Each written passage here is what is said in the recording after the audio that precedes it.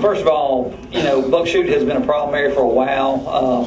We thought we had it taken care of a few years ago, and then like the Colonel pointed out, in 2010 we found some pretty significant boils, and we fought those ourselves as a levee board last year, and we fought them again this spring, just like the Colonel pointed out, and thought we were doing a pretty decent job. But with the forecast like this record stage that they're talking to get into, this is getting a little beyond what the levee board crew can do. We did ask the Corps of Engineers to step in and help us with this situation, and I am for one very grateful that they have. If that levee failed down there, this property here would be completely destroyed, as well as water shooting up towards Greenville, Mississippi. So this is a serious matter. It is a weak spot. I'm not going to say it would fail. We don't know that or not if we didn't do anything, but I feel a whole lot better with what they're doing and taking care of these sand boils as they're happening, and raising the water levels in Eagle Lake, from my understanding, is it will not get into any homes or any cabins at the 90-foot elevation.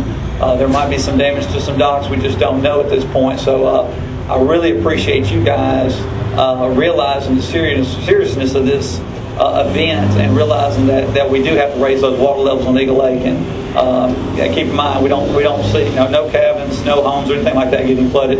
We're trying to save your property. We don't want the levee to blow out and ruin everything. Just some access issues. As y'all know, Highway 465, as the sheriff pointed out, will probably go underwater this weekend. It might be Sunday. MDOT will probably close 465. And I want y'all to know the levee board protects 212 miles of levees. And we have parts of 6 counties, including part of this part of Warren County as well. We don't have the crew nor the facilities to keep up with the public road. But when we get to this situation, when Highway 465 goes underwater, we understand you guys got to get to your cabins, your homes, your livelihoods. So we do open up the Yazoo Backwater Levee from Highway 61, where it connects back with Highway 465. This is a pretty significant event. To this point, we're looking like it's going to be getting close to the top of that Yazoo Backwater Levee. So I want to point out that when MDOT closes Highway 465 this weekend, you guys can start traveling that backwater levee. I'm going to have a grader down here doing his best job he can. It's not going to be the best. It's not going to be the best roadway you've ever been on. Y'all understand? I just can't keep up with you. When you're out there on that gravel roadway, it's just tough. I want to point out that we did make some improvements on that roadway the last couple of years, putting a lot of limestone out there on the part from Highway 61 towards steel pipe structure. That's going to hold up a lot better. Still not going to be great, okay, but it's going to be a little better. I can't pay for any windshields when rocks break them out, that kind of stuff too. Just want to let y'all know that. But anyway, that roadway will be open until we get to 53 feet on the Vicksburg gauge. When we get to 53 feet, I have got to close that levee off. Okay, I got to gate it off, chain it off. I can't allow y'all to ride it at all. Another thing is, I've got to limit my traffic to just you guys, the people who have access.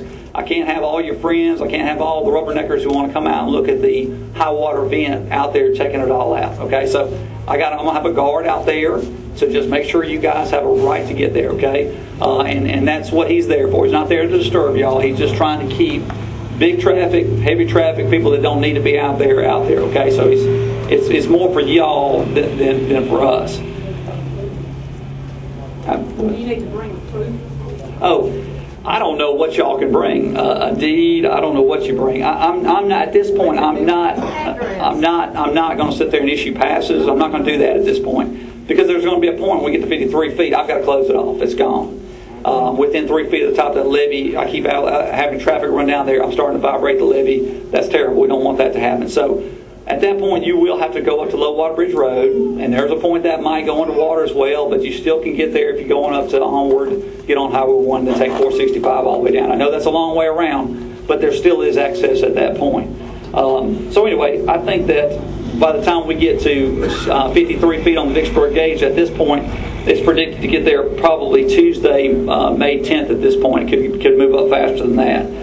So you will have a good week, 10 days, getting in and out using that Yazoo Backwater Levee. After that, you will probably have to take the long route to get in and out of Eagle Lake.